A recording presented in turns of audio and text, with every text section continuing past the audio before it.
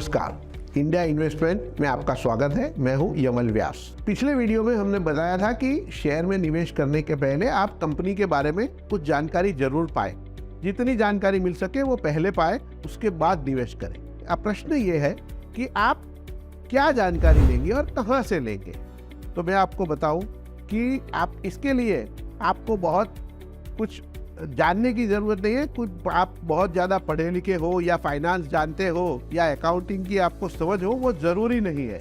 कुछ चीज़ें ऐसी है जिसके ऊपर से आप एक आइडिया ले सकते हैं कि इस कंपनी का कंपनी निवेश के लायक है या नहीं है।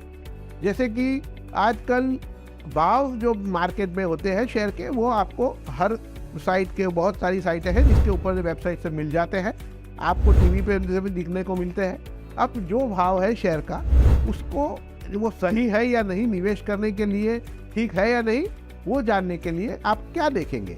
तो आपको ये जानना जरूरी है आपके लिए कि कंपनी क्या कर रही है, कैसा कर रही है।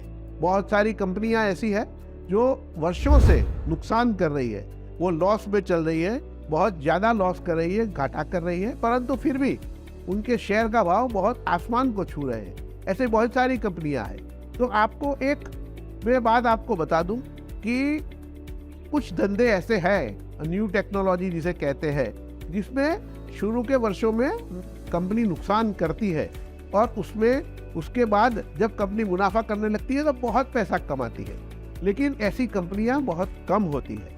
मैं एक अच्छा उदाहरण इसका ये है कि अमेज़ॉन जो कंपनी है, अमेज़ॉन तो आप जानते ही होंगे, उसने 1995 में अपना आईपीओ किया था और मुझे लगता है लगभग 10 वर्ष तक उसने कोई मुनाफा नहीं किया।